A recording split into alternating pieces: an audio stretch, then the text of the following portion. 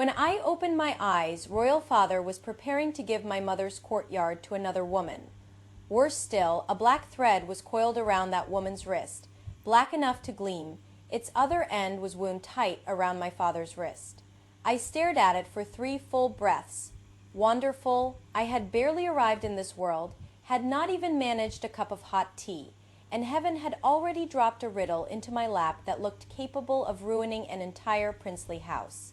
Xiao Lingyi wakes up in a princess's body with one mission: stop her father from handing her late mother's courtyard to a brand new consort. But before she can even drink a hot cup of tea, she notices something no one else can see. A black thread coiled around her father's wrist, stretching to the new consort, a dark red thread running from her grandmother to a sealed, dry well, and her frail imperial uncle wrapped in thousands of golden threads that reach all the way to the palace. She checks her own wrist. Nothing lets go. Lingyi, the man seated at the head of the hall, set down his teacup. He wore the dark formal robes of a prince. His brows were sharp, his expression cool. The moment he sat there, even the laughter of the guests seemed to lower itself by 3 measures. Xiao Chunjing, Prince Jing, and, in this life, my father. I had not quite grown used to calling him that when the woman beside him came toward me.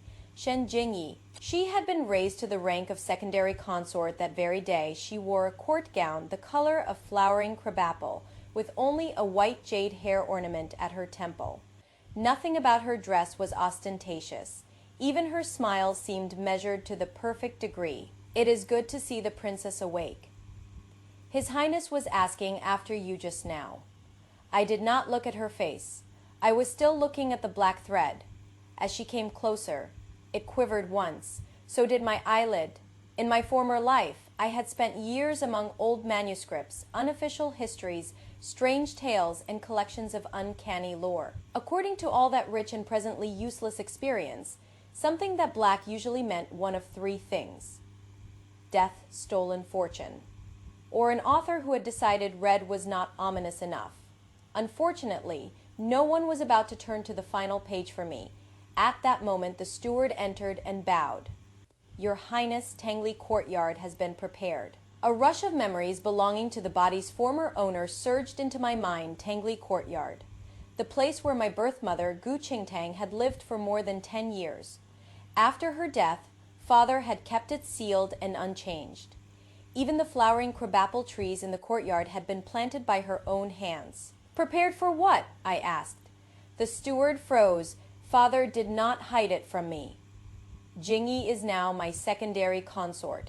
If she moves into Tangley Courtyard, it will also be convenient for her to look after you. The instant he finished speaking, I saw the black thread around his wrist pull violently tight, as though someone on the other end had given it a savage tug. He was fully awake now.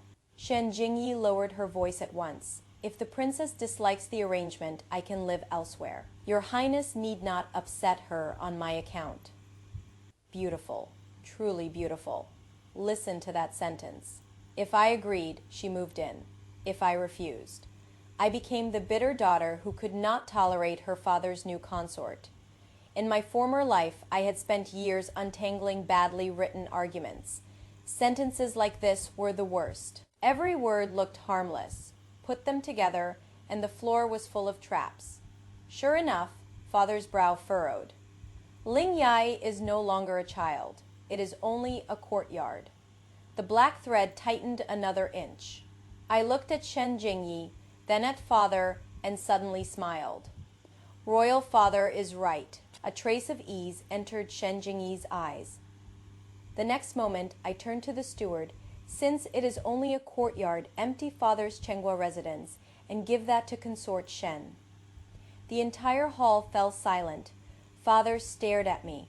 Shen Jingyi stared at me. Even the steward seemed to forget that heaven had given him a mouth. I looked perfectly sincere. Father and consort Shen are deeply devoted. Would it not be more convenient if she lived close to him? A muscle at father's temple twitched. Xiao Lingyi. Your daughter is here. Enough foolishness. My smile vanished. So royal father does understand that one should not casually give away another person's rooms. He paused. I met his eyes and spoke each word clearly. Tangley Courtyard belonged to my mother. Whom you raise as consort is your affair, and I will not interfere. But before you give the home of your late wife to another woman, should you not at least ask the daughter she left behind? No one spoke. Wind slipped beneath the gallery and stirred the hanging curtains. Shen Jingyi lowered her eyes. Your Highness, let it be. The more she yielded, the darker father's expression became. Yet this time he did not immediately follow where her words led. I stared at his wrist. At last he said, prepare Tingshui Courtyard instead. The steward bowed at once, yes, your Highness, and in that instant the black thread loosened. Only a little, but I had not imagined it. My heart jolted. So that was it. The thread was not simply telling me who might harm whom. It changed with a person's choices. Before I could celebrate, something at the edge of my vision caught my eye. Me grandmother, Dowager Consort Wen, sat above us rolling prayer beads between aged fingers, silently watching me. From beneath her sleeve ran a dark crimson thread. It passed through the wall and stretched all the way toward the northwestern corner of the estate. There stood a Buddhist hall, and behind that hall was an old dry well that had been sealed for many years. I stared at the red thread and stopped smiling. Just then, a muffled cough sounded outside. His Highness, Prince Ning, has arrived. I looked up without thinking. A man in moon, pale robes crossed the threshold, slender, pallid, gentle-browed. Then I saw what followed behind him. Not one thread, hundreds, thousands. Streams of golden light came from palace walls, broad streets, princely estates, and every quarter of the imperial city, all of them settling upon his shoulders. The brightest strand of all came from the direction of the imperial palace. I nearly dropped my teacup. Father had a black thread. Grandmother had a red one. Yet my imperial uncle, who could scarcely walk a few steps without coughing, carried enough golden radiance to bind half the capital to him. One thought remained in my mind. This Prince Jing's household, apparently everyone had secrets, and I was the last to know. After the banquet ended, I sat in Tangley Courtyard and wrote down 3 lines of clues. Grandmother, red thread, dry well father, black thread, Shen Jingyi, imperial uncle, golden threads, imperial city. I stared at the page for a moment, then added a 4th. Me, nothing. I looked down at my wrist, clean as clean could be. Wonderful. Everyone else might as well have had clues floating over their heads, while I, the one blessed with this strange sight, could not see my own fate at all. Heaven, it seemed, never bestowed a gift without withholding one secret. A quiet laugh came from the doorway. What are you writing? I slapped the paper face down. Prince Ning, Xiao Changgang, stood at the door in a fox fur cloak as pale as moonlight, his expression mild. I eyed him warily. Imperial uncle, do you make no sound when you walk? I do. He entered at an unhurried pace. You were simply writing too intently. My gaze dropped to his wrist. Golden threads slipped through the window lattice and floated quietly around him. Xiao Chengkeng followed my eyes and glanced at his sleeve. Is there something on me? My heart skipped. Nothing. Is that so?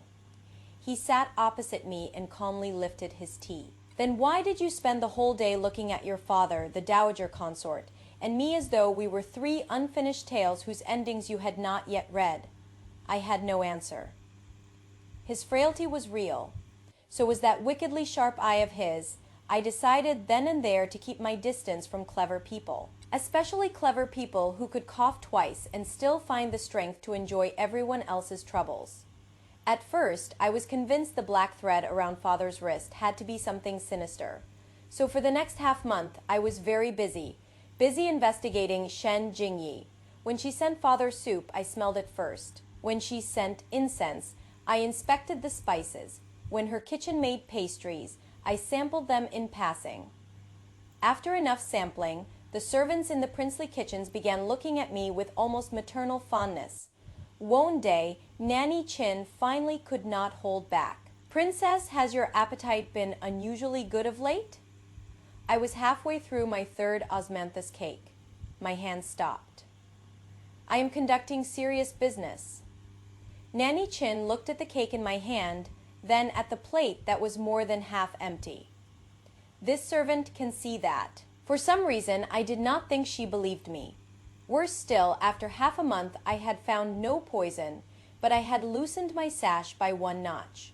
Everything Shen Jingyi sent was clean. Her management of the household accounts was faultless. She rewarded and punished servants in proper measure. She even noticed before I did that my courtyard was missing 2 bolts of soft silk for spring clothes. Were it not for that black thread, I would have considered father's new consort remarkably capable, most troublesome of all. She was not unkind to me. Once, after I caught a chill reading late into the night, my throat hurt the next morning. Shen Jingyi personally had a bowl of stewed pear sent to me. I stared at it as though facing an enemy formation. She sat beside me, gentle as ever. Does the princess dislike it? I took one sip. Perfectly sweet, I took another still alive in the end. I emptied the bowl. Shen Jingyi's smile grew warmer. If you like it, I will have the kitchens make more tomorrow. I held the empty bowl and, for the first time, felt my judgment wobble badly. Could the black thread have nothing to do with death? Was its purpose simply to fatten father and me? If so, she was alarmingly close to success. I discovered the real problem in father's study. I had gone there to retrieve an old set of picture albums left by my mother. Shen Jingyi happened to bring in tea. Father leaned back in his chair and rubbed between his brows. Memorials and documents were piled high on the desk. He looked ready to bury himself beneath them, just to make them stop existing. Shen Jingyi set down his tea. The dowager consort is holding a family supper tonight. Will your highness attend? Father frowned. Mother will only bring up Chenggang again. Her ladyship worries for Prince Ning, Shen Jingyi said with a smile. But your highness has been busy for days. If you go only to hear more of the same, it will tire you further. I can answer for you and say official matters remain unfinished. Father visibly relaxed. Very well. The moment he said those words, the black thread thickened sharply. The picture album slipped from my hands and struck the floor. Both of them looked at me. Father asked, "What is it?" I stared at the thread as several pieces suddenly fell into place. Shen Jingyi was not harming him. At least, not in the way I had imagined. She was simply too skilled at removing every inconvenience from his path. When the prince was tired, she declined invitations for him. When the dowager consort was overbearing, she helped him avoid her. Prince Ning was in poor health, and father's presence could not cure him, so she decided there was no need for him to go. Every reason made sense. Every choice made father's life a little easier, and each one carried him a little farther from the people around him. The problem was that father adored ease. At last I understood what made the black thread frightening. It needed no poison, no blade. A man only had to hand away his decisions day after day. In the end, he might not even notice what he had lost. I bent to pick up the album. Royal father, I am going to grandmother's tonight as well. Go then. I want you to come with me. He gave me a look. This prince is busy. Truly busy, naturally. I nodded and turned to leave. That made him call after me instead. Where are you going? To tell grandmother that royal father does not wish to see her. Stop. I turned back. His face had darkened. When did this prince say he did not wish to see her? I widened my eyes innocently. Then do you wish to go? He froze. Shen Jingyi fell silent too. I did not press him. After a moment, father set down his brush. I will go. The black thread loosened slightly. I almost slapped the table in triumph. So it was true. What mattered was not what Shen Jingyi said. What mattered was whether father made the decision himself. That evening, I finally understood why father would rather drown in official papers than attend a family supper. Putting this family around one table was genuinely hazardous to one's lifespan. Grandmother began with imperial uncle. I heard you went to the Eastern Garden again yesterday. He lowered his head over his soup. I did. Do you not know the state of your own health? I do. Then why did you go? Because I wanted to. Grandmother's brows lowered. Father had already begun rubbing his temples. I had just lifted a chicken leg when grandmother turned on him next. Have you neglected Chenggang again these past few days? Father said, he is sitting here perfectly alive, is he not? Does sitting here prove you care for him the rest of the time? Mother, your son is very busy. So busy that you no longer have a younger brother. I silently stuffed the chicken into my mouth. Now I understood why Father looked as though heaven had pardoned him every time Shen Jingyi said, I will decline it for you. Imperial Uncle suddenly looked at me. Lingyi, what do you think? I nearly choked. About what? Should we gather more often? Grandmother and Father both looked at me. I swallowed and considered the matter seriously. We can. Grandmother's expression eased. Then I added, but not every day. The corner of Father's mouth twitched. Why not? Grandmother asked. It would shorten our lives. The table went silent. Imperial Uncle was the first to lower his head. His shoulders shook twice. I continued solemnly. Once every 5 days any more, and Father cannot endure it. Any less than grandmother will remember the insult. Imperial Uncle will come whenever there is entertainment anyway.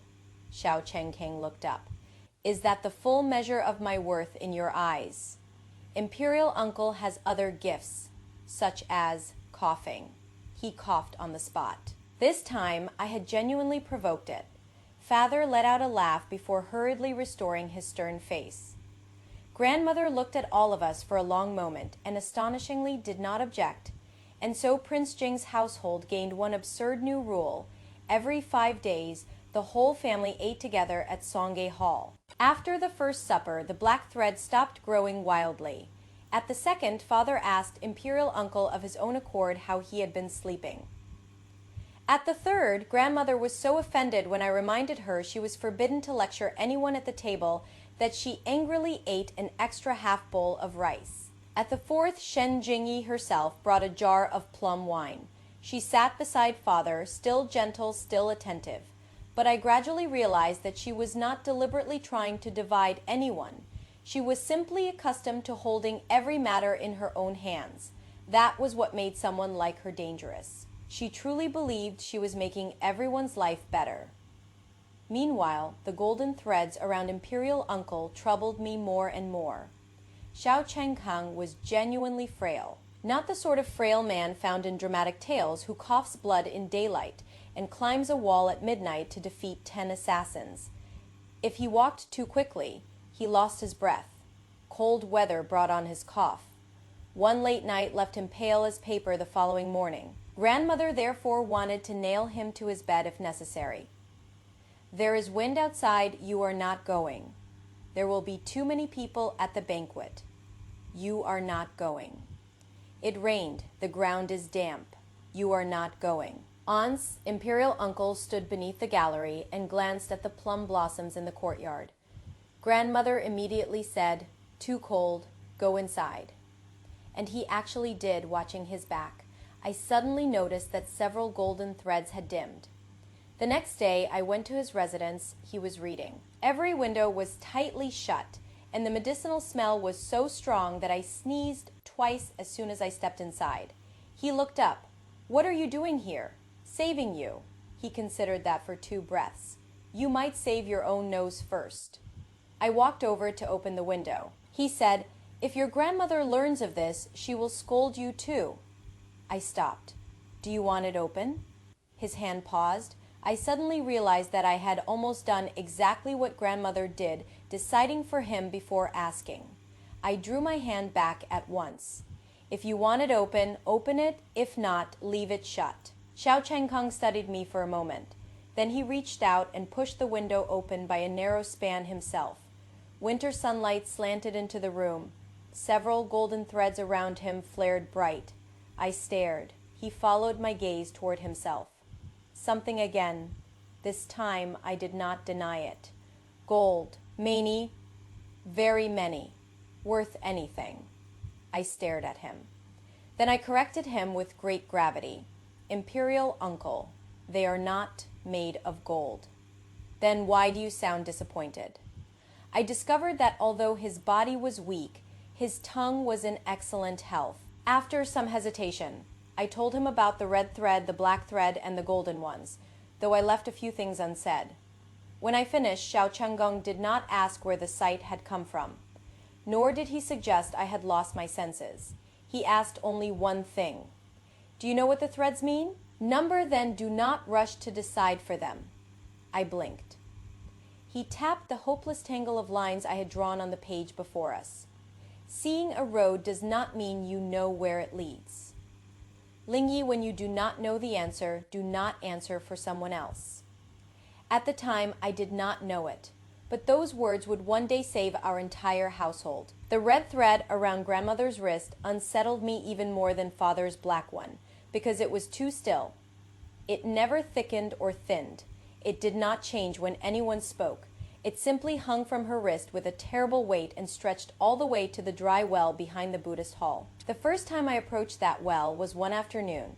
Its mouth had been sealed beneath thick planks with a stone beast set on top for good measure. No matter how I looked at it, it did not resemble an ordinary abandoned well. I had taken only one step closer when grandmother's voice came from behind me. Lingyi, 2 syllables. Cold enough to make the back of my neck prickle, I turned dowager consort. Wen stood beneath the gallery, her face frighteningly pale. She crossed the distance quickly and seized my wrist so hard it hurt. Who allowed you to come here? I came myself. You are never to come near this place again. The red thread at her wrist had gone taut. I finally asked, what is inside the well? Her entire body stiffened. I asked again, is someone in there? The prayer beads in her hand stopped moving. After a long silence, she said only, Number. Then she turned and left. That night, I went to father. Who was Grand Princess Yongyie? The hand with which he was reviewing memorials stopped. Where did you hear that name? Nanny Joe let it slip. Father was quiet for a moment. Your aunt. Where is she? She died of illness many years ago. Does grandmother miss her? This time, father's silence lasted longer. Yes. Then why does no one speak of her? He looked up at me. And I suddenly realized that the people in Prince Jing's household were astonishingly skilled at not speaking. Grandmother did not speak. Imperial uncle was willing enough, but everyone spent so much time worrying over his health that they refused to let him concern himself with anything. This household worshipped propriety on the surface, yet every one of them kept private grief locked away like the key to a treasury vault. I nearly began to suspect the first ancestral rule of our family was, if you have something to say, swallow it. The truth finally came loose because spring rain fell for several days without stopping, and water began seeping through the back wall of the Buddhist hall. The craftsman examined the ground and reported that the soil around the dry well had sunk. If nothing was done, the place would eventually collapse. Father asked grandmother, Shall we fill it in? She sat beside the window, turning her prayer beads very slowly. Fill it, the red thread snapped taut. I nearly blurted. Number the word reached my tongue, but I remembered Imperial Uncle's warning. When you do not know the answer, do not answer for someone else. I forced it back down. Grandmother, do you want it filled? She looked at me. What use is there in keeping it? I did not ask whether it was useful. I sat beside her. I asked whether you want it filled. Grandmother said nothing. Neither did I press her, Rain whispered beyond the window. Wave after wave, at last she asked, And if I do not, then we do not fill it yet. What if we open it and there is nothing inside? Then you will know there was truly nothing inside. And if there is something I do not wish to see. I looked at her. Then you do not have to look. Her fingers trembled faintly. At dawn the next morning, she went to the Buddhist hall herself. Open it. As the craftsman pried away the planks, everyone held their breath. I had prepared myself for some earth-shaking secret. There were no bones in the well, no treasure, no hidden decree capable of bringing ruin upon half the court. There was only a wooden chest wrapped in layer after layer of oilcloth. Damp had blackened its corners. The moment Nanny Joe saw it, tears filled her eyes. Grandmother, on the other hand, became very calm. Too calm, she sat down and opened the chest with her own hands. Inside lay a stack of letters, an old jade hairpin, a faded perfume sachet, and several small journals. The letter on top was signed Yonggya. Grandmother's hands were still steady when she opened the first. Mother, I want to live in Jiangyan for 2 years. She paused, then opened the second. I do not like the princess residence I have now. May I move somewhere smaller? The third, my husband does not treat me badly. It is only that my health is poor and I do not wish to. Grandmother suddenly pressed the letter flat against the table. The room became so quiet that only the rain remained. I did not touch her. After a long time, she lifted it again herself. One letter. Then another. There was no blood feud hidden among them. Yonggya had not been abused by her husband's family. No one had driven her to some desperate end. She had simply kept asking, may I live this way? Must I live that way? And every answer grandmother had given her years ago had been much the same. You are a princess. You cannot be willful. Your husband's household has arranged matters properly. Mother has chosen the safest road for you. Mother only wants what is best for you. The final letter was short. When grandmother reached the end, she did not turn the page for a very long time. The red thread around her wrist had tightened until its color seemed almost bruised. Her lips moved several times before she finally read the words aloud. Mother, your daughter has never resented you. I only wish just once in this life to choose for myself. The prayer beads slipped from grandmother's hand. One by one, they scattered across the floor. She did not wail as women did in tragic tales. She did not cry out that she had been unforgivably wrong. She only sat there. A long while later, she said quietly, I chose the best husband for her, the best residence, the safest life. I was afraid she would take one wrong step, but in the end, she never once walked toward the place she wished to go. At last she covered her face with one hand. I crouched before her and did not say, Grandmother was not wrong either, because she had been wrong. Nor did I say, Aunt Yongjia must have forgiven you, because I was not Yongjia. He only placed the letter back in her hand. Grandmother read the rest. She read for the entire day. By dusk, the last letter had been returned to the chest, and I saw the crimson thread that had bound her wrist for who knew how many years loosened by a single coil. It did not break. It merely loosened. That was the first time I truly understood what cause and consequence meant. It was not the erasing of the past. It was someone finally willing to admit that the past had happened, and that another person's wishes had once been ignored.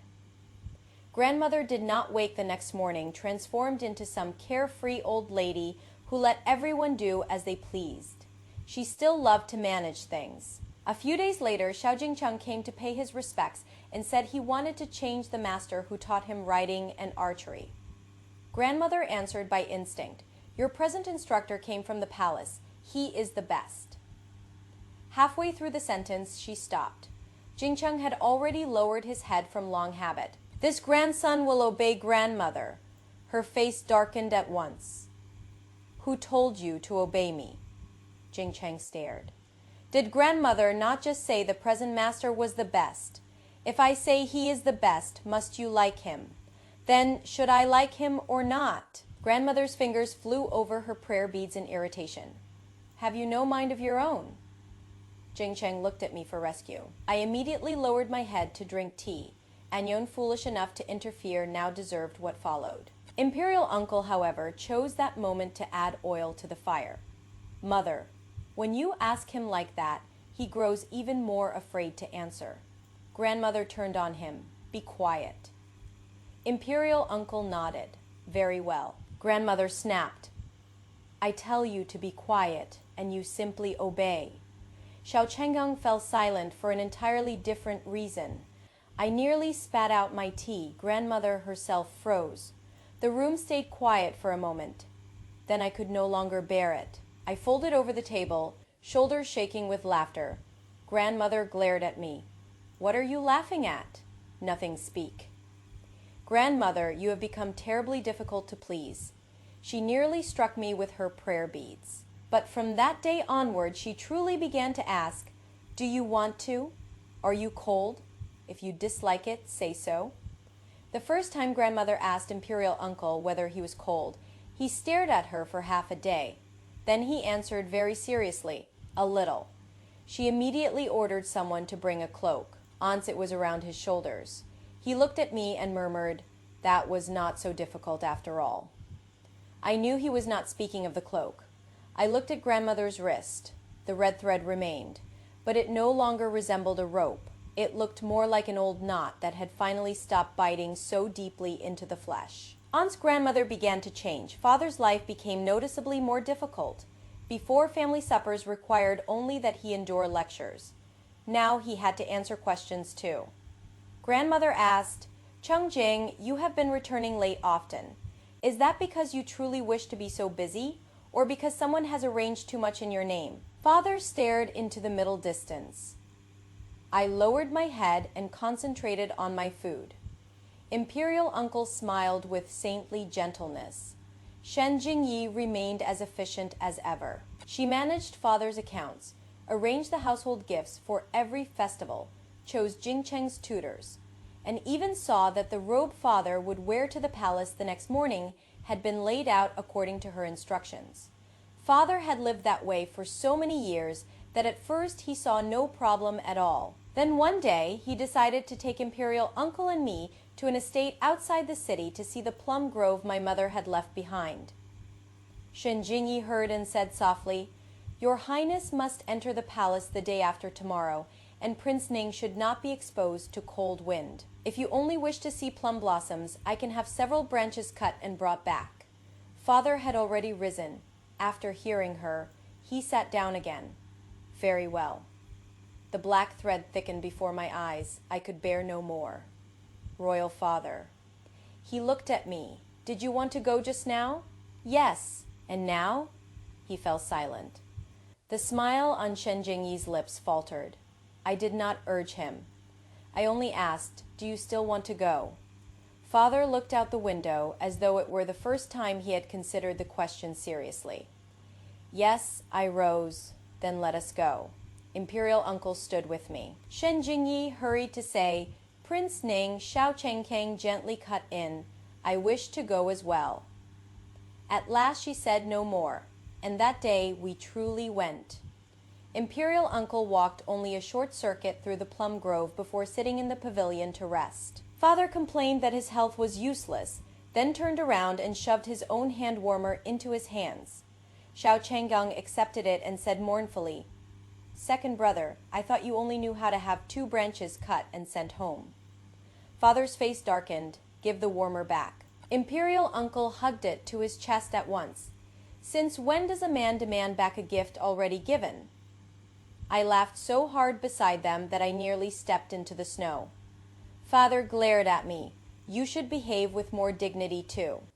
I caught the gallery pillar for support. Royal Father, if you frown less, perhaps everyone else would become more dignified. He turned and walked away. A dozen steps later, he looked back. Were you not here to see the plum blossoms? Imperial Uncle and I exchanged a glance. Then both of us smiled. That afternoon, the black thread around Father's wrist faded considerably.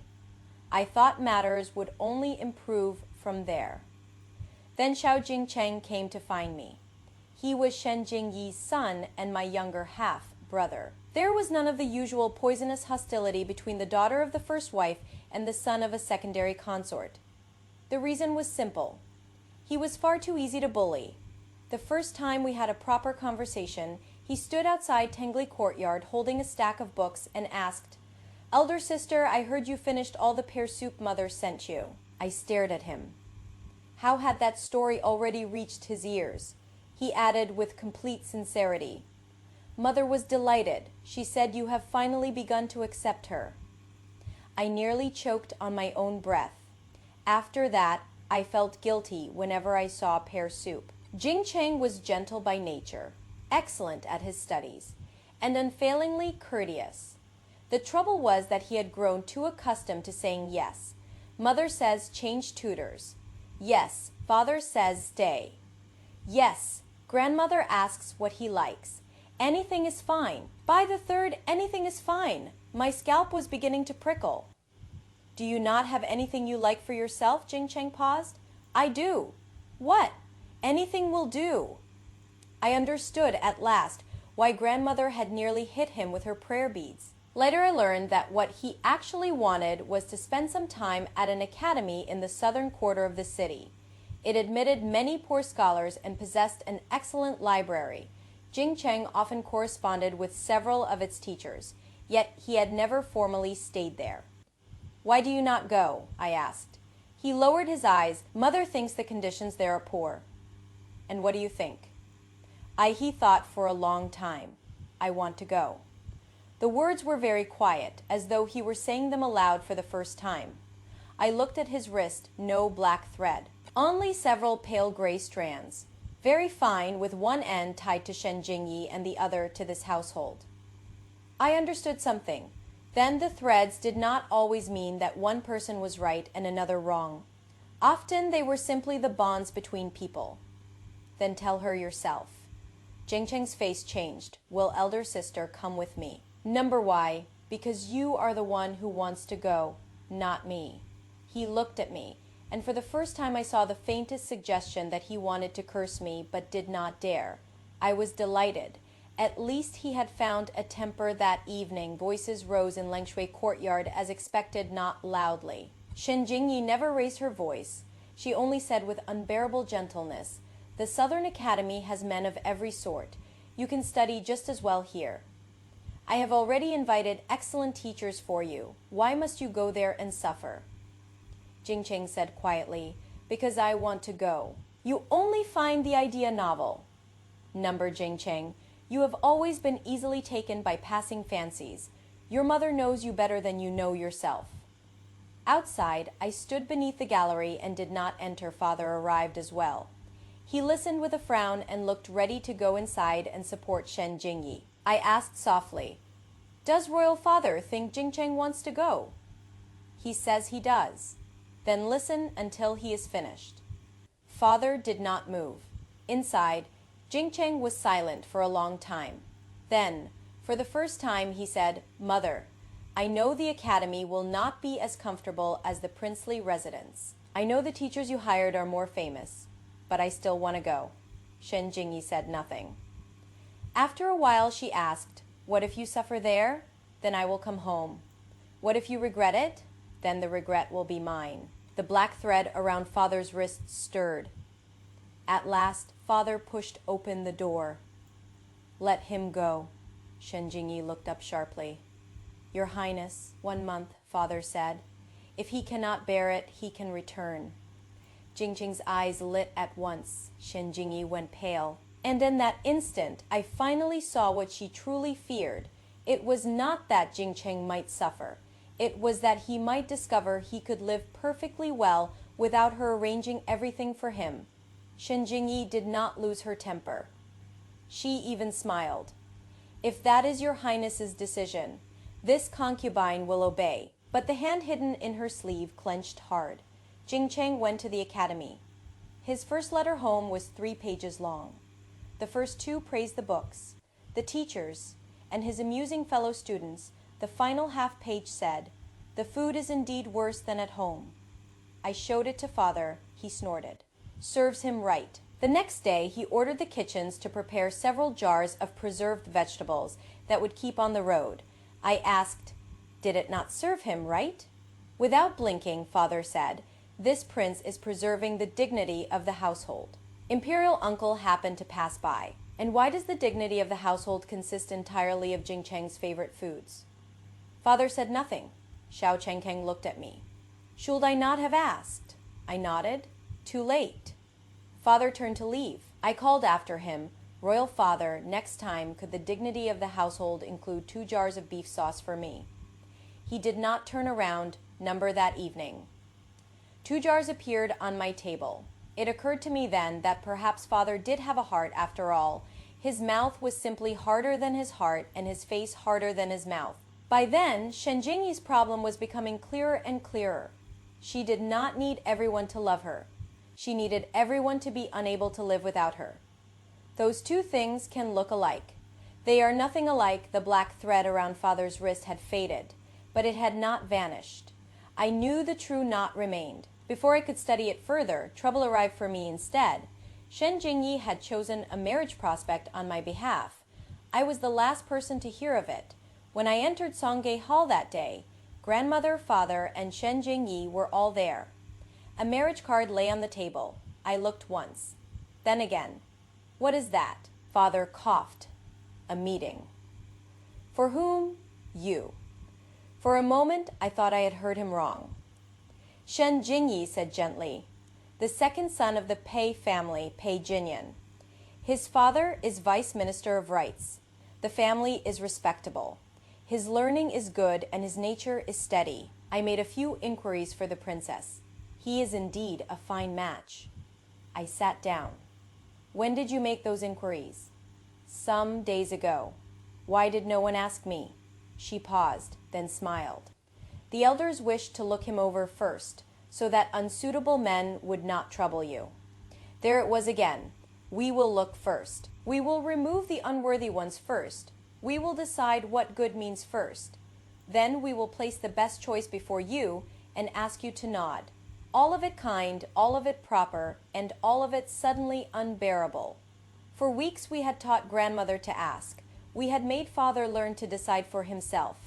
Jingcheng had said, I want for the first time. Yet when the matter concerned me, everyone's first instinct was still to place me last.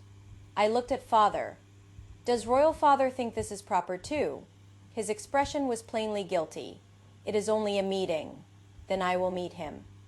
Shen Jingyi relaxed. I continued, but not after all of you settle everything and summon me merely to give my approval. Father frowned. Give what? Nothing. I had nearly let a phrase from my former life slip out.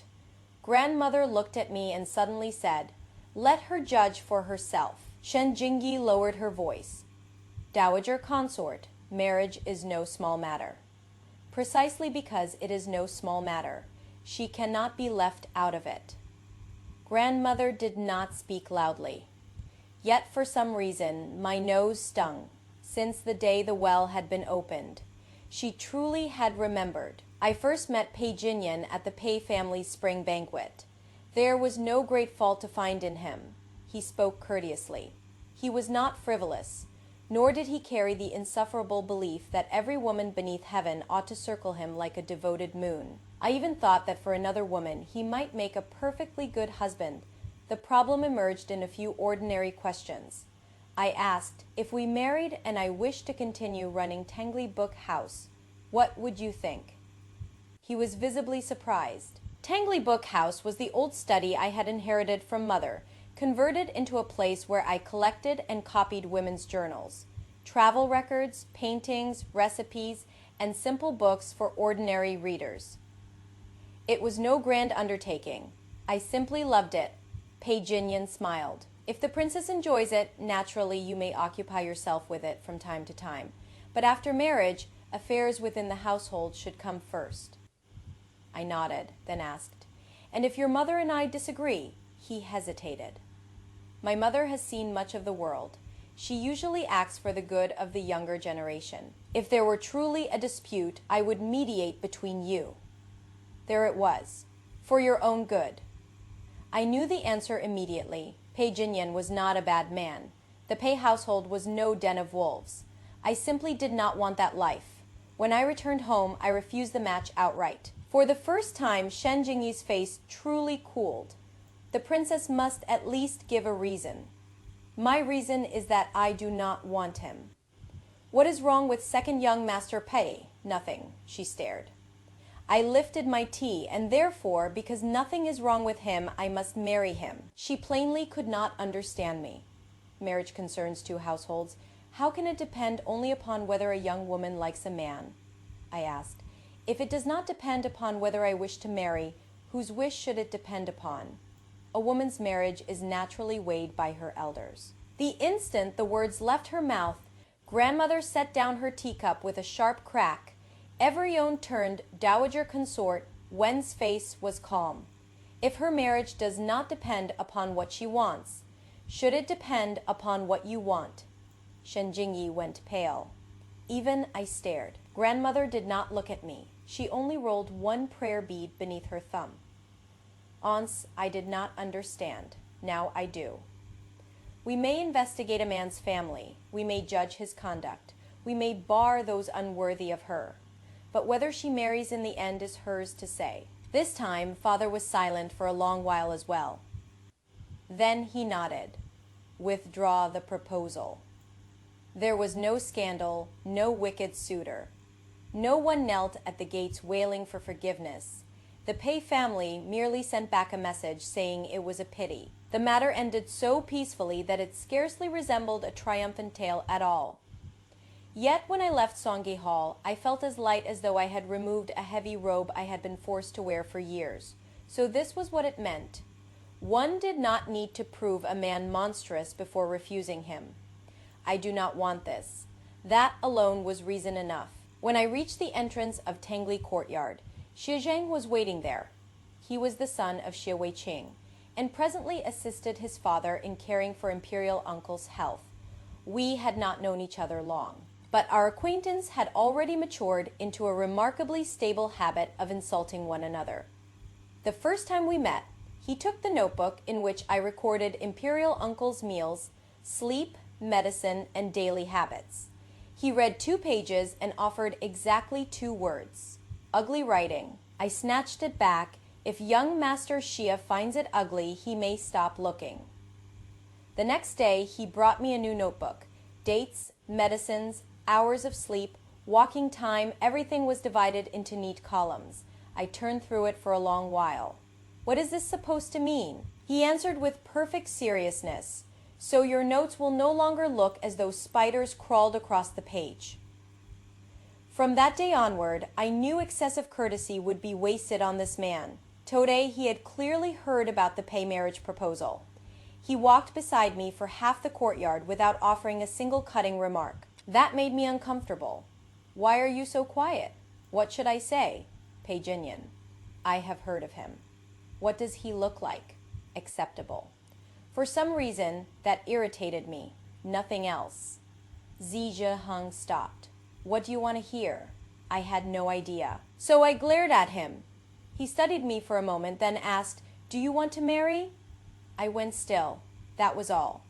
He did not ask whether the Pei family was good enough.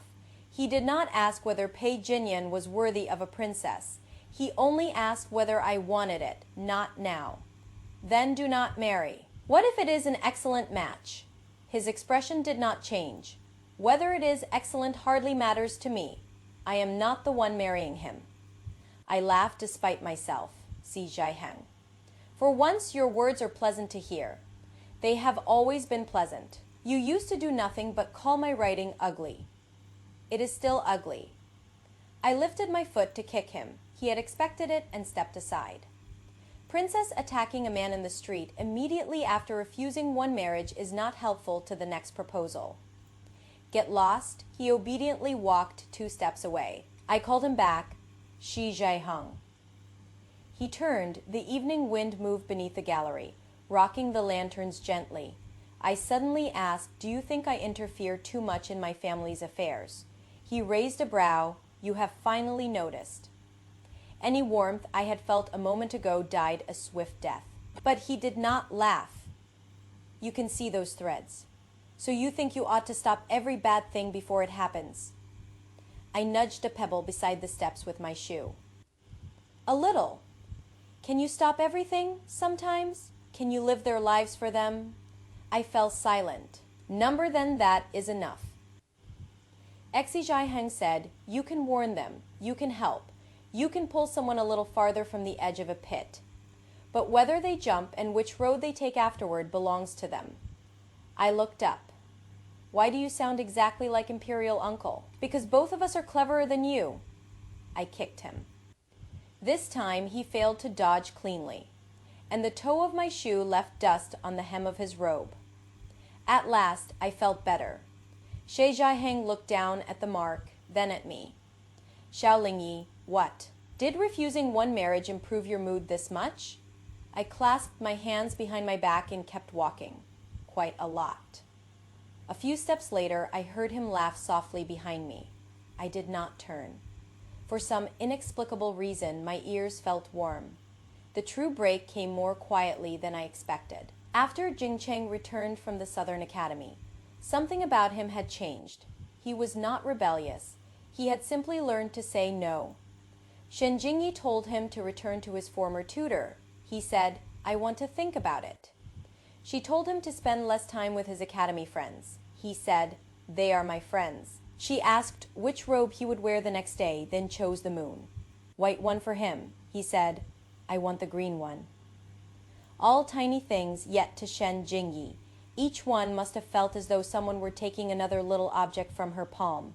So she tightened her hold, whom Jing Cheng had met that day, where he would go tomorrow, what he read at the book house. Even if he drank one extra cup of wine at family supper, her brows tightened. At last, Jing Cheng announced that he wished to spend several days outside the city with one of his academy teachers. Shen Jingyi refused for him on the spot. For the first time, mother and son truly quarreled. Early the next morning, a carriage from the Shen family arrived. Shen Jingyi intended to take Jing Cheng back to her maiden home to settle themselves for a while. By the time father and I reached the front courtyard, the luggage was already packed. Jing Cheng sat inside the carriage with the curtain half lowered. Shen Jingyi still held herself with perfect composure.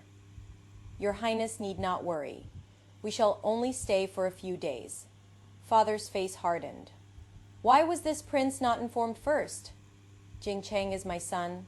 A mother taking her son to his maternal family's home for a short stay is hardly a grave matter." For a moment, father had no reply, because on the surface, there was nothing wrong with what she said. I walked to the carriage. "Jing Cheng." No answer came from within.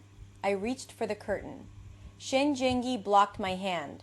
"Princess, he is distressed. I only want to ask one thing. A child has a fit of temper and thinks himself wronged. How can he know what is truly good for him?" The courtyard went still. Grandmother had just approached from behind us. At those words, she stopped. So did I. We had heard that sentence too many times. Young Ye had heard it, Imperial Uncle had heard it, I had heard it, Jing Cheng had heard it too. I did not argue with Shen Jingyi. He simply lifted the carriage curtain again. Jing Cheng sat inside, his eyes red. I looked at him. "Do you want to go to the Shen residence?" His gaze flicked instinctively toward his mother. I stepped into the line of sight. "Do not look at her. Do not look at me either. If you want to go, go. If you do not, stay. Your elder sister will not answer for you."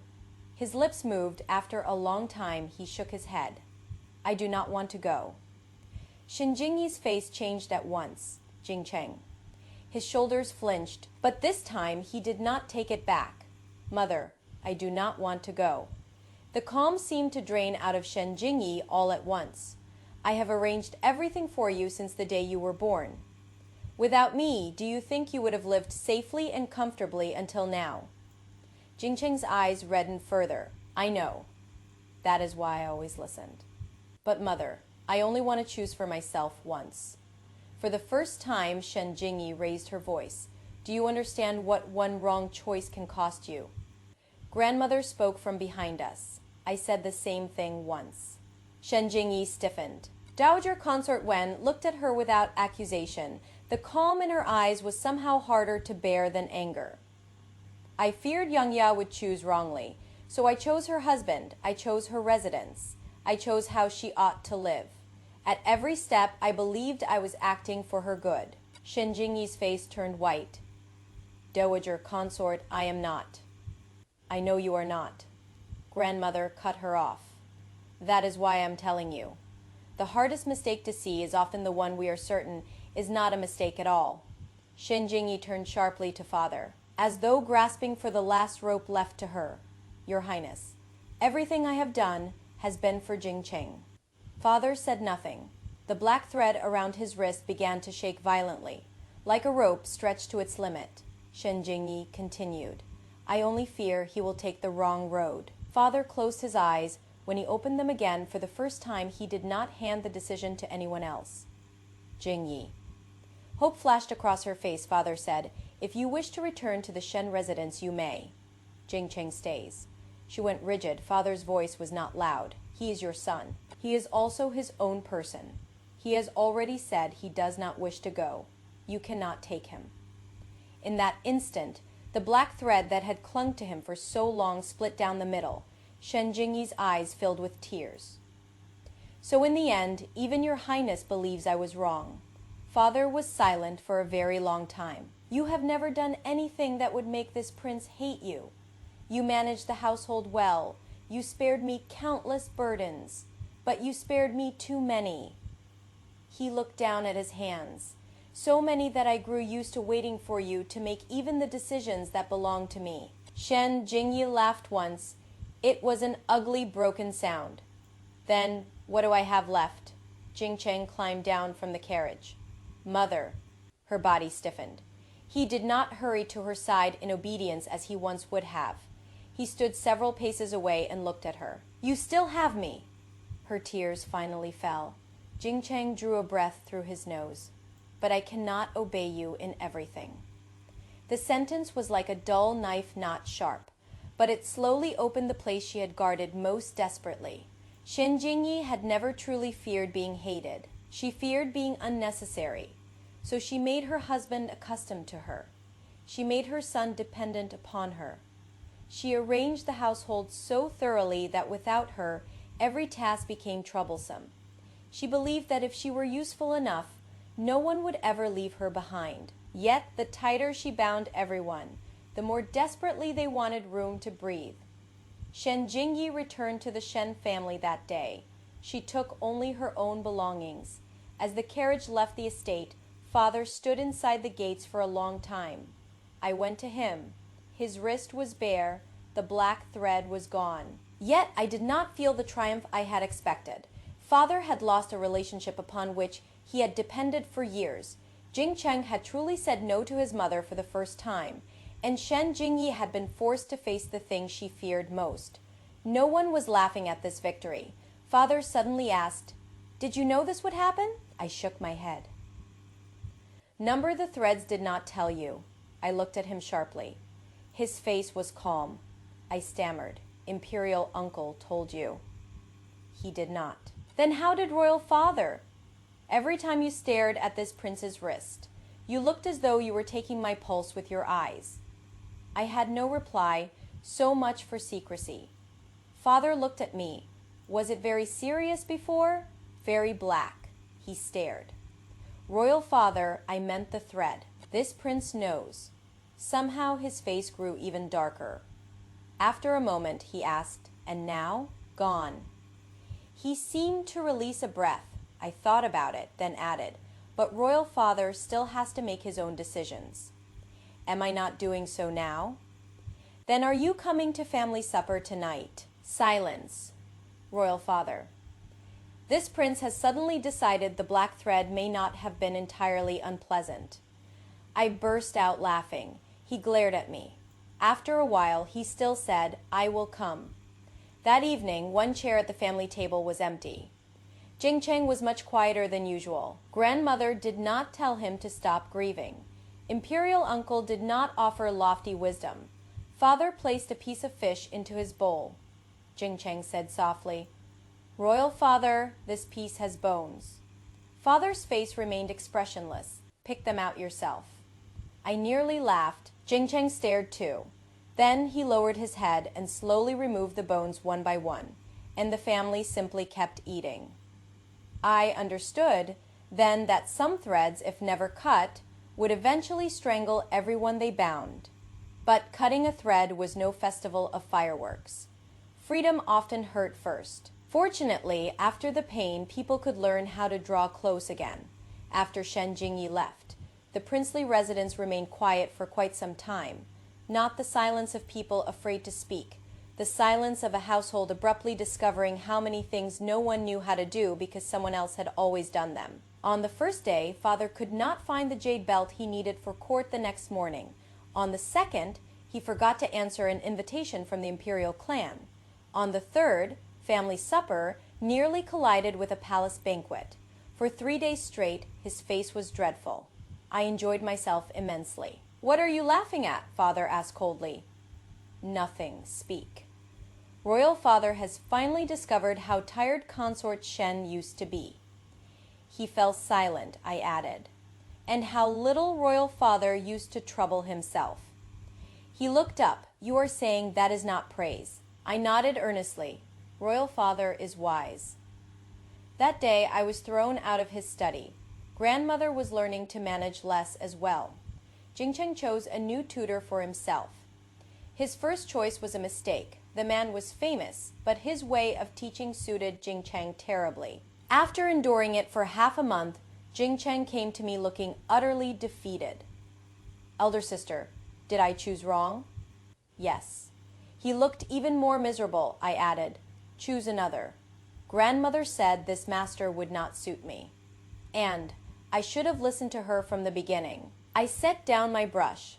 Jingcheng, choosing for yourself does not mean you must always choose correctly. He blinked. Then what does it mean?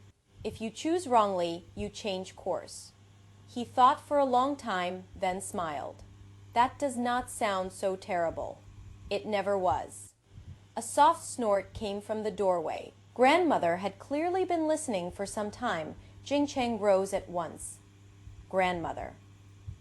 Dowager Consort Wen entered and looked at him. I told you he was unsuitable. Jingcheng had already begun lowering his head to admit fault when grandmother stopped herself. Then, with visible effort, she changed direction. Still, since you tried for yourself, at least now you know why he was unsuitable. Jingcheng's eyes curved in a smile. Yes. Grandmother turned to me. What are you laughing at? I lowered my head. Nothing. Your mouth is almost reaching your ears. I hurriedly pressed my lips together. After grandmother left, Jingcheng whispered. Grandmother seems to find speaking very difficult now. I nodded. Our family never learned this habit before. Imperial uncle surprised me most of all. His golden threads never disappeared. Instead, they grew steadier. Using the records we had kept over those months, Shi Zhaiheng and his father, Shi Weiqing, changed the way they managed his health. It was not simply a matter of making him exercise more. Rather, under the physician's guidance, Imperial Uncle himself decided how much activity he could manage according to how he felt each day. He still coughed. There were still days when he could not leave the house. But he no longer treated the things he could not do as the whole shape of his life. One day, I went to Prince Ning's residence and found 3 separate groups of visitors sitting in his main hall. The first consisted of 2 imperial relatives who had not spoken in years and were now arguing red-faced over the division of an ancestral estate. The second was an elderly prince and his wife who had spent the entire morning fighting over whether their daughter should marry far from the capital. The third was the most absurd. 2 cousins had nearly severed relations over which of them should borrow a rare book first. Imperial Uncle sat in the middle, coughing twice, then offering 1 sentence of counsel. Amazingly, everyone listened. I stood at the doorway for a long time. Golden threads flowed from each visitor toward him, then ran outward from him toward places farther away. Not one of them felt like imperial power. They felt like relationships. Trust. People who would otherwise refuse to sit at the same table. Yet because Xiao Chenggeng was there, were willing to stay long enough to finish speaking. I understood at last. What I had once mistaken for an emperor's golden aura was no mark of a throne. Imperial Uncle would never seek that seat. The golden light around him came from people's hearts. Had I seen such a sight when I first arrived, I might have suspected him of plotting for the throne. Now I had only one thought. Thank heaven I had kept my mouth shut. Otherwise, I might already have frightened 3 separate illnesses into this family. After the visitors left, I sat opposite Imperial Uncle. I know what your golden threads mean now. He was drinking medicine and did not even raise his brows. Gold. Imperial Uncle, are you still thinking about that? If it is not gold, there is no hurry. I laughed in spite of myself. They are people. He looked up. Many people trust you. They come to you. They are willing to listen when you ask them to finish what they have to say. Xiao Chengheng was silent for a moment. That is all. That is all. It does not sound like a very formidable destiny. Then try making Royal Father listen until someone finishes speaking. Imperial Uncle thought about that seriously. You are right. That is extremely difficult. Father's voice came from outside at exactly that moment. Xiao Chengheng. Imperial Uncle immediately sat straighter. I lowered my head to hide my smile. Father entered and looked at us. What were you saying about this prince? Imperial Uncle replied. I was praising second brother's decisiveness. I stared at him. Only Imperial Uncle could turn never letting anyone finish a sentence into decisiveness. Father actually accepted the compliment. It occurred to me that perhaps some of those golden threads represented the ancient and noble art of choosing one's words carefully. That spring, I formally converted the empty rooms in front of Tangley Courtyard into a book house, not to earn some great fortune. I wanted to preserve Mother's manuscripts and to collect travel journals, recipes, family letters, poems, and sketches written by women. I even drew a little illustrated book of my own. I called it Today I Choose for Myself. The heroine was a fox. Grandmother Fox said the eastern road was best. Father Fox said the western road was safer. Uncle Fox said, first drink your medicine. At last the little fox asked, could all of you let me finish speaking first? Imperial Uncle stared at the book for a long time. Why is Uncle Fox the only one forced to drink medicine? For realism, he shut the book. Remove it. Number, I will buy every copy. Not for 1,000 pieces of gold. The next day, Grandmother bought 30 copies and announced that she meant to send them to the imperial relatives. I hurried to stop her. Grandmother, would that not be forcing other people to read it? She froze. So did I. We stared at each other for a long time. At last, she said darkly, then I shall send 10. I collapsed over the table laughing. That was when Shi Jiaheng came in. He found me laughing so hard and stopped in the doorway. What wicked thing have you done now? I have done nothing. Then why did the dowager consort leave looking so displeased? She is learning to respect other people's choices. Zi Jiaheng nodded. That does sound exhausting. I looked up at him. You are growing bolder by the day. Prince Ning said so. What did Imperial Uncle say? That everyone in your family has finally learned to make their own decisions. Zi Jiaheng sat down and placed a wooden box on the table, including me. I did not understand.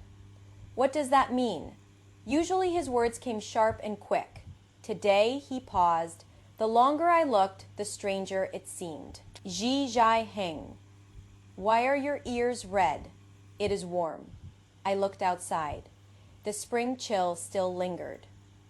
Do you take me for blind? He fell silent. A ridiculous thought entered my head. You did not come here to ask for my hand, did you? Zi Jiaheng looked at me. I did. This time I was the one who fell silent. He looked at me with the same directness he always had. Xiaoling Yi, I want to marry you. My fingers slowly curled against my palm. He continued, but I have not yet asked my parents to visit your family. Why not? Because I am asking you first. Something sharp and warm rose behind my nose. For so long I had heard people say, I have already chosen what is best for you. Father said Shen Jingyi was the best person to care for me. Shen Jingyi said the Pi family was the most suitable match. Grandmother had once chosen roads for every younger member of the family. Even I had once believed that because I could see the threads of cause and consequence, I ought to find the correct answer for everyone. But Shi Jiaheng sat before me without first asking Father, without asking Imperial Uncle to speak on his behalf, without listing the Shi family standing, his future prospects, or the size of any betrothal gifts to prove how suitable he was. He simply asked me, do you wish to? I deliberately stayed silent for a long time. Shi Jiaheng visibly grew nervous. It was the first time I had learned that this man was capable of losing his composure. A rare sight, I asked. What if I were not a princess? He considered it. Then I would probably endure fewer glares from your father. Be serious. I am serious. Then why do you like me? Ji Heng frowned. After all these years, do you want a written list? Yes. Your writing is ugly. Ji Heng. Your temper is dreadful. I had already begun searching the table for something throwable. At last, he smiled. And you always try to stand in front of trouble meant for everyone else. My hand stopped. Latter, you learned not to make their choices for them. I do not like you because you are always right. I like you because when you discover you are wrong, you change. I went quiet after a while. I asked, what if I choose wrongly again someday? I will warn you. And if I do not listen, I will warn you again. And if I still do not listen? Ji Heng's face remained perfectly calm. Then I shall wait for you to walk into the wall. I seized a brush and threw it at him. He leaned aside. I knew it. Did the princess not insist upon making her own decisions? Making my own decisions does not mean you get to watch me walk into a wall. Then I will put a cushion beside it. I laughed despite my anger. Then halfway through the laughter, I stopped. All right, Ji Heng blinked. What? I looked at him. I will marry you. In that instant, the man who had spent years leaving me speechless seemed to have been struck by a spell. He did not move for several breaths. I was suddenly delighted. What is it? Nothing. You do not believe me, a little. Then I have changed my mind. Do not. He answered far too quickly. I burst out laughing. Ji Heng laughed too. Outside, the crabapple trees were in bloom. I looked down at my wrist. Still nothing. All these years I had never been able to see my own threads yet, for the first time. That did not trouble me. When the road reached my feet, I knew where I wished to walk. That was enough. On the day the Shi family formally came to propose the marriage, Father had been strange since morning. Normally, he could go 10 days without remembering the gatekeeper existed. That day, he asked 4 times in a single hour, Has the Shi family arrived? Your Highness, not yet. Father snorted. Good. A little later. Have they arrived? Not yet. Another snort. No sense of propriety. I sat nearby eating almond cakes and finally could not bear it. Royal Father, they are arriving at the hour written on the invitation. He looked at me. Are you in such a hurry? I am not? Then why defend him? I am only speaking reasonably. So is this prince. Grandmother sat above us without raising her eyes. He is not speaking reasonably. His daughter is about to marry, and he is displeased with the universe. Father denied it instantly. Mother imagines too much. Imperial uncle sipped his tea at leisure. Second brother had people investigate the Shi ancestors last night. I nearly choked on my cake. What did he find? Father's face did not change. Marriage is a serious matter. Prudence is natural. Imperial uncle said solemnly, he discovered that old Master Xia once fought someone in his youth. Why, summoned and stole medicinal herbs he had left drying outside the clinic. I fell silent. Grandmother did too. Father said, this proves his temper was poor in youth. Grandmother finally raised her eyes. In your youth, you chased Changgang down 2 streets with a stick. Imperial uncle nodded immediately. That did happen. My eyes lit. Why? Xiao Chengkeng coughed lightly. We were young and foolish, Father said coldly. He dismantled my bow. Imperial uncle added, I only wanted the bowstring for a kite. I stared at him in shock. I had always imagined Imperial uncle had been delicate and mild since childhood. Apparently being mild had never stopped him from taking apart his brother's bow. Father looked at me. Is this amusing? I shook my head at once. It displays the vigor of the imperial house. Grandmother closed her eyes, looking as though she regretted admitting that the entire table had been raised under her roof. Just then, the announcement finally came from outside. Imperial physician Shi and young Master Shi have arrived. Father sat straight instantly. The man who had just been digging through childhood scandals vanished. In a blink, the cold and imposing Prince Jing had returned. I lowered my head to hide my smile. Shi Jiheng was dressed more formally than I had ever seen him. Belt, jade pendant, hair crown. His family had plainly prepared him with care. When he entered, he glanced at me. I winked. The corner of his mouth had barely moved when father spoke. Young Master Shi. His voice could have frozen tea. Si Jiheng immediately became solemn. Your Highness, this prince hears you wish to marry Lingyi. Yes, father's frown deepened. You sound very certain. Si Jiheng visibly paused.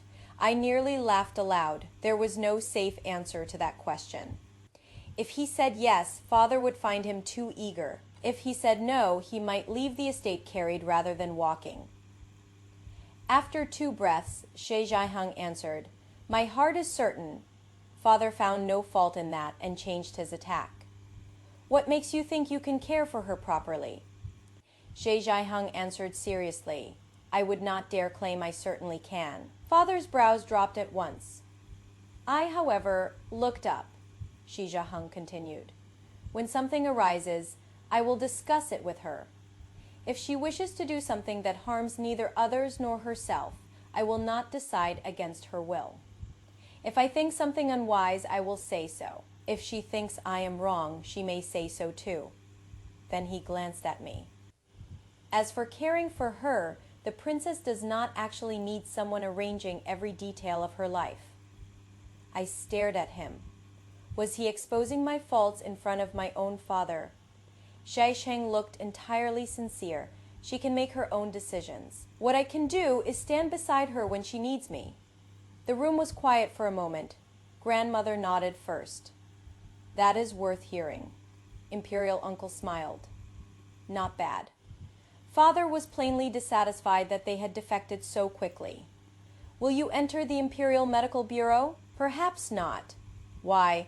I would rather spend several years at the Bureau of Benevolent Medicine first. Father gave a cold laugh. The stipend is small. Si Jiheng nodded. It is. Can you afford a princess? Si Jiheng fell silent for 2 breaths, then turned to me. The princess may have to buy fewer chests of paper. I stood up at once. Si Jiheng. He instinctively stepped back half a pace. I am only speaking truthfully.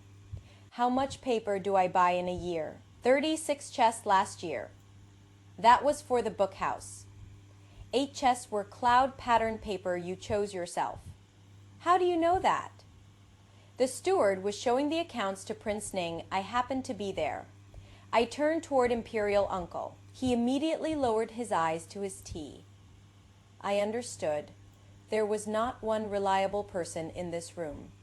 As I reached for the fruit tray, Shi Jiheng shifted aside.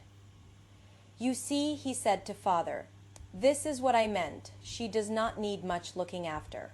I seized an almond cake and threw it. He ducked. The cake flew over his shoulder and landed directly in father's teacup. The entire room froze. So did I. So did Shi Jiheng. Father slowly lowered his eyes to the almond cake floating in his tea. Imperial Uncle suddenly began coughing with earth, shaking force, not illness. Purely suppressed laughter. I sat down with all the courage I could gather. Royal Father, if I say this happened because he moved, would you believe me? Father looked up. Would you? I lowered my head. Probably not. The marriage was approved in the end. After the Shia family left, I asked father, were you not dissatisfied? He looked at me. Would this prince's dissatisfaction change anything? I smiled. Number, he glared. After a while, he said more quietly, at least he knew to ask you first. I went still. Father had already turned toward his study. After several steps, he added, better than this prince was in those days. I stood there watching him for a long time. Then I smiled. People truly could change, little by little. Of course, the next day I discovered that although father had approved the marriage, he had also ordered someone to investigate how many fights Shiji had been in since childhood too. Yi took the report and went to question him. Why did you never tell me? Xi Zhiheng was preparing medicine and did not look up. Why would I? Did you win? His hand paused. Yes, I nodded in satisfaction. Good. He looked up at last. Princess, that is not the proper reaction. I patted his shoulder. It is fine. My father once chased Imperial Uncle down 2 streets with a stick. You only fought twice. Very restrained. Xi Zhiheng fell silent. Who told you that? Imperial Uncle. His expression became complicated. Prince Ning is indeed a dangerous man. I agreed wholeheartedly. Half a year later, Shen Jingyi returned to the princely residence once. She brought no great retinue and displayed none of the ceremony due a secondary consort. She came only to see Jing Cheng. He was still pleased to see her.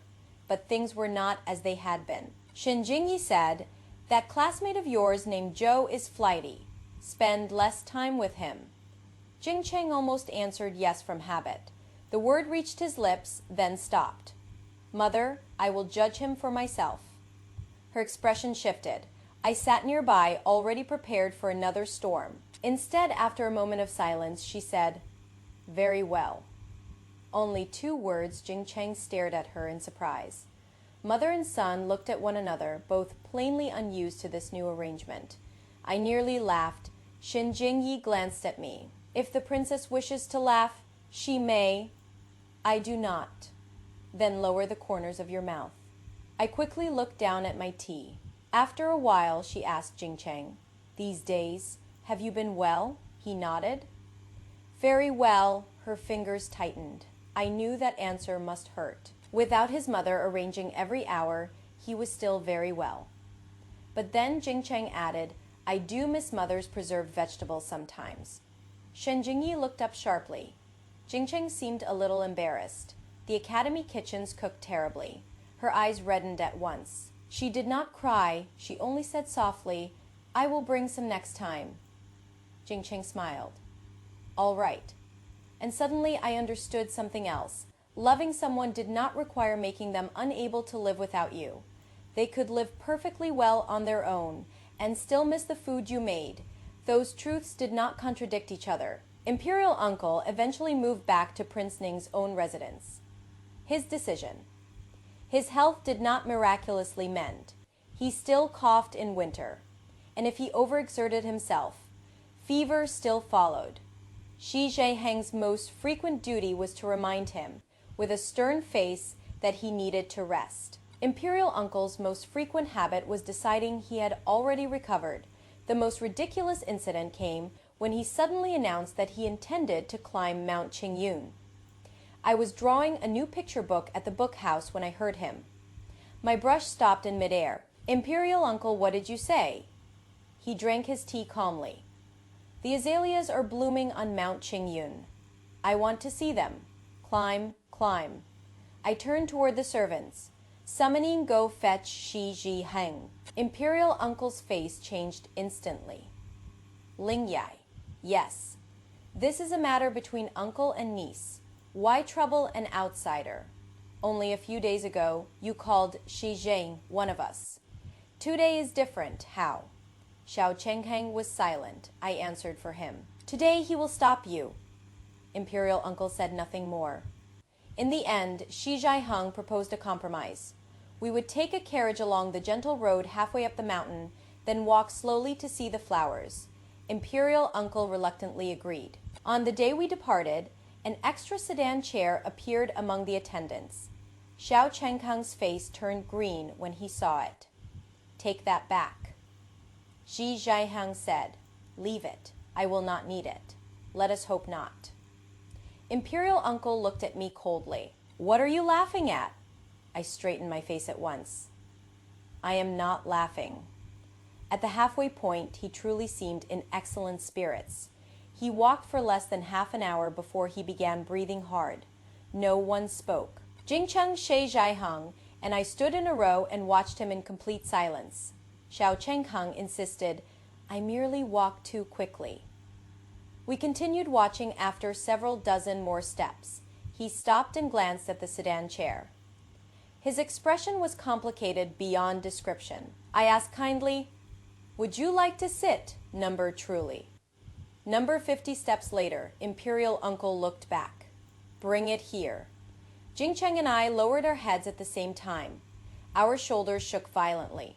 Xiao Chenghang sat in the chair with no expression at all. If you wish to laugh, laugh. Jingcheng broke first. I followed, even Xizhang turned his face away. Imperial Uncle looked greener than the mountain pines. After we returned, he refused to speak to us for 3 days. On the 4th, I visited with a new picture book. The cover bore a title in 5 characters. Foxes should not pretend to be strong. Imperial Uncle read the cover and looked up. Leave. I left smiling.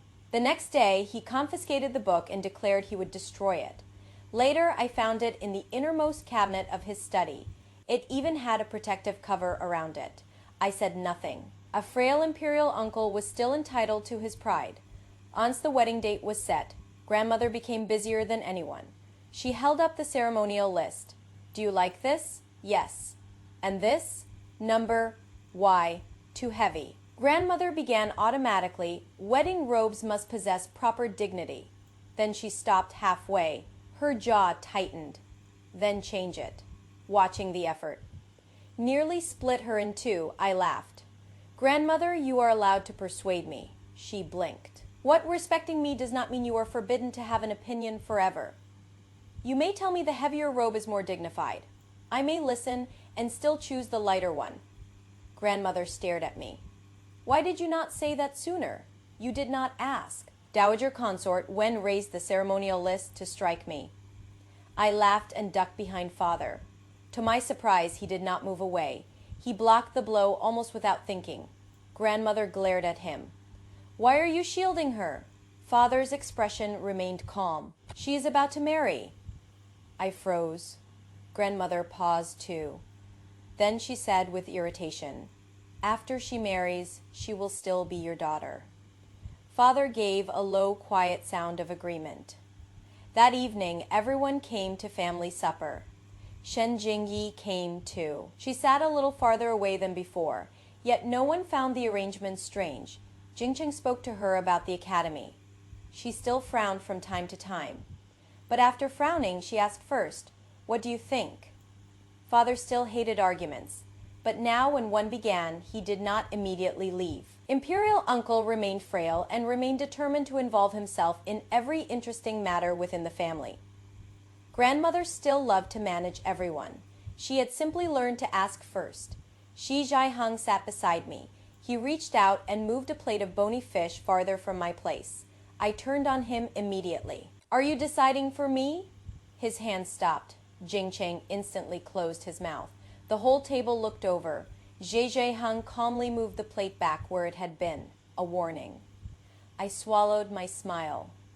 Thank you for the warning. Father finally lost patience. Why has every person in this family become harder to manage?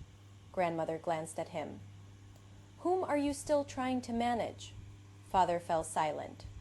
Imperial Uncle lowered his head over his soup. Jingcheng's shoulders shook. I laughed so hard I could barely hold my chopsticks. The table was noisy, full of talking and laughter, and not one person there was truly easy to deal with. Yet, looking at them, I suddenly thought that perhaps this was the family I had wanted all along. Not one that was always peaceful. Not one in which everyone was obedient. Certainly not one in which someone was always right. A family where everyone could speak. Say, I do not want that say. Say, do not answer for me. And after the argument, still sit down at the same table and eat together. I lowered my eyes to my wrist, still bare. All this time, I had never been able to see my own cause and consequence. At first, that frightened me. I could see the threads around everyone else, yet I did not know where my own road led. I did not know whether one day I might vanish as suddenly as I had arrived. Later, I understood. The important thing had never been seeing fate in advance. It was reaching a crossroads and having someone ask, where do you want to go? And finally being able to answer clearly. Once, I believed heaven had given me sight of these threads so that I might rewrite everyone's fate. Later, I learned that what I could truly do was much smaller. I could give grandmother the chance to open the well. I could help father learn to make his own decisions again. I could let Imperial Uncle decide what kind of days he wanted to live. I could make space for Jingcheng to say whether he wanted to go and when the great choice of my own life arrived. I could say, I do. Changing fate had never meant choosing the single correct road for another person. It meant finally admitting one simple truth. Every person's life should be walked by their own feet. Outside the window, crabapple blossoms filled the courtyard. Beneath the table, Shi Jiaheng lightly touched my hand. I turned toward him. What? He asked quietly. Where do you want to go tomorrow? I thought about it. Mount Qingyun. Across the table, Imperial Uncle's head snapped up. I held back my laughter and added one thing. By carriage. The table went silent for one heartbeat. Then everyone burst out laughing. The story ends with crabapple blossoms filling the courtyard, a family dinner that is too loud and too honest, and Xiao Lingyi finally answering the question, where do you want to go, with 2 words. Mount Qingyun, by carriage. It is warm, it is funny, and it hides one of the truest things I've seen in a story about family and fate. The most dangerous kind of love is the kind that decides for you. But the moment that cracks the story open isn't the broken black thread or the opening of the well. It is Shi Jiaheng sitting down and saying, I want to marry you. But I have not yet asked my parents to visit your family because I am asking you first. In a household where everyone has been arranged, managed, and protected into a corner, that is the most radical thing anyone says in the whole story watch. What the family does. Grandmother once chose the safest life for Princess Yongjia because she was afraid of one wrong step. Yongjia died never having walked the road she wanted. Father let Shen Jingyi manage every decision until he forgot how to make his own. Shen Jingyi arranged Jingcheng's life so completely that he couldn't even say, I want the green robe without flinching. And Xiao Lingyi, the one person who can see the threads of cause and consequence, initially believes her gift means she should find the correct answer for everyone. Then Imperial Uncle says the line that saves the whole household, seeing a road does not mean you know where it leads. When you do not know the answer, do not answer for someone else. That is the thesis. Xiao Lingyi doesn't save her family by being the cleverest or the most powerful. She saves them by learning to ask, do you want this? Do you still want to go? Do you want it open? Do you want me to come with you? And the family doesn't heal by becoming perfect. Grandmother still manages people. Father still hates being asked questions. Jingcheng still flinches before he remembers he is allowed to choose. Shen Jingyi still aches when she realizes her son can live perfectly well without her. The difference is that now they ask first. The black thread doesn't break because Shen Jingyi leaves. It breaks when father finally takes back one decision with the words, he is also his own person. The red thread doesn't disappear when grandmother opens the well. It loosens when she reads her daughter's letter and stops pretending she already knows what Yongjia wanted. And the most heartbreaking villain in the story isn't a villain at all. Shen Jingyi makes everyone dependent on her because she is terrified of being unnecessary. She mistakes being needed for being loved. The story doesn't punish her for it. It lets her sit farther away at the table, then slowly bring preserved vegetables back to the table. Not because her son can't live without her, but because he misses her cooking. Those 2 truths can hold hands. That is the quiet revolution of this story. Love that leaves room for choice is stronger than love that controls. Xiao Lingyi never sees her own threads, and by the end, that doesn't frighten her anymore because the important thing was never seeing fate in advance. It was reaching a crossroads and having someone ask, where do you want to go? And finally being able to answer clearly. Every person's life should be walked by their own feet. One question for you. Who are you still deciding for because you are afraid they'll take one wrong step? And what would happen if just once you stopped handing them the answer and asked what they wanted? Instead, tell me in the comments. I am Xiao Yumei. Every sealed well be opened only when someone is ready. May every black thread snap at the right moment. And may you never ever confuse being needed with being loved. See you in the next story.